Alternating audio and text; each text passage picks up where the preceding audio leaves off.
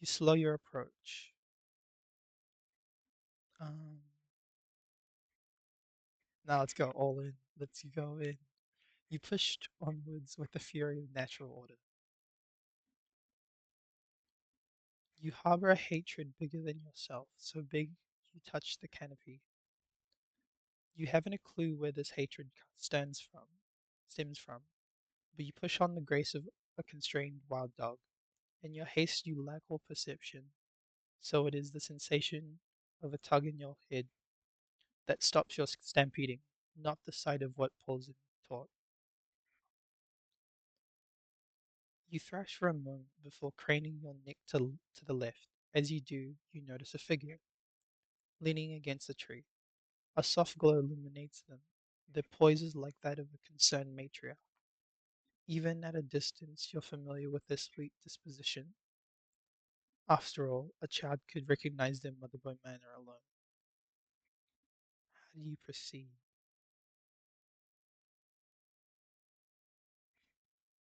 I fight. You try to strike her on the hand. She gracefully pulls her hand away from your line of attack. Something about the lack of anger she harbors in your face. In the face of your defiance is soothing. It slows your wrath slightly. How do you proceed?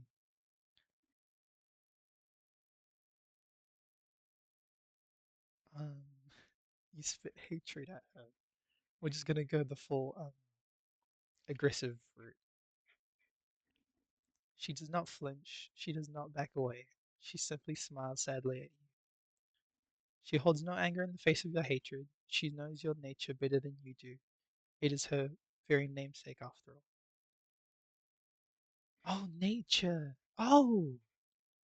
Nature looks you in your blazing eyes and tenderly says, "My darling, my spite does not faze me.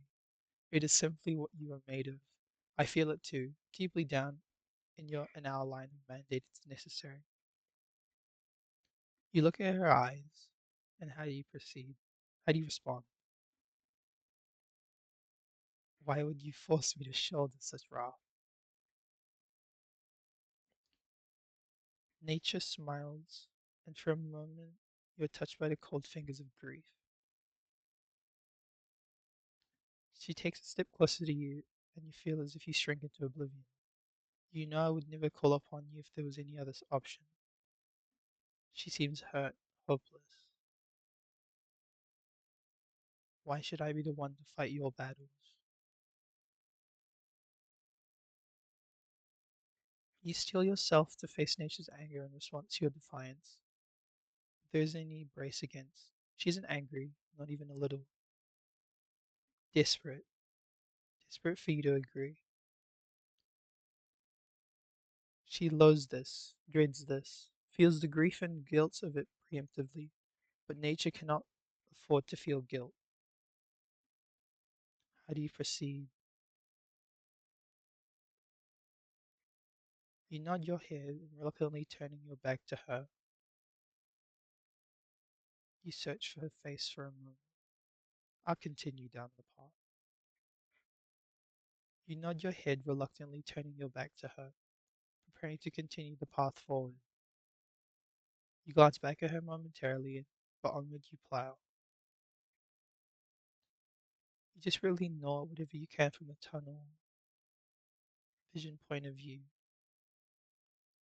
You don't spend a second deciding what you'd prefer the taste of. You're simply a frantic to sate your hunger. A cracking kind of gnarling falls from your mouth. You don't even notice it, deafened by your sickly starvation. You do not halt, that is, until you are met by a figure in your path. It is not nature, but it resembles her in some ways. However, this figure seems far less familiar. Um, I'll warn them this time actually, because instead of being aggressive, I guess. The stranger glances up from the ground underfoot, doing a double take as they proceed your grandeur. Long time no see. The stranger recognizes your confusion after a long moment of silence. Do you remember me? It's me. Man, lovely to make your reacquaintance. You're not usually alone. What narrative experience was the game trying to achieve? So I played the game through twice, just because at the very start of the game it asks you to pick multiple um, types of calamity, and also the game changes depending on your dialogue and like the choices that you make. So I was wanted to get like a thorough enough approach to the game. So the first I took fire, pursued violence and instinct until humanity crossed my path, which then I aimed my wrath towards nature. The second, I chose water. I pursued non-violence um, until humanity crossed my path, and then I threw her off the track. And then I believed myself to be right at the end. So I believe that the narrative experience of the game was a retelling of humanity's evolution versus nature's karma, how humanity, in their pursuit of evolution, um, deforests nature, and in return, nature sends one of her quote unquote children um, to basically evoke a natural disaster onto humanity as revenge, basically.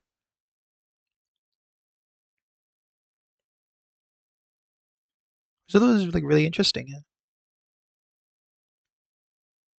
Did the game do a good job of achieving this narrative experience? I think it did a very good job. I loved the use of a lot of the metaphors um in the game.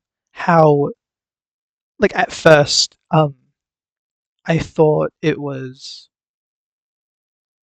um nature was like a pet owner, like all of the calamities were pets.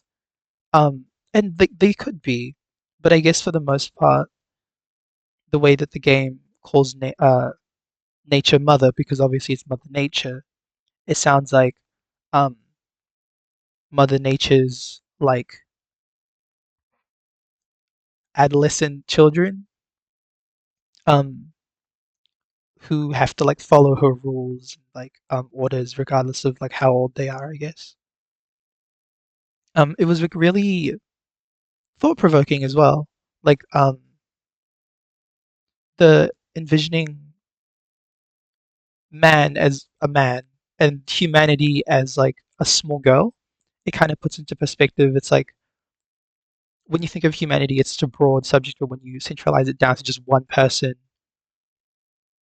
and you're given a choice of what to do with that person, like whether or not to warn them or like throw them off the track, it it forces you to think a lot more because you perceive that person with more feeling than a whole bunch of people, I guess.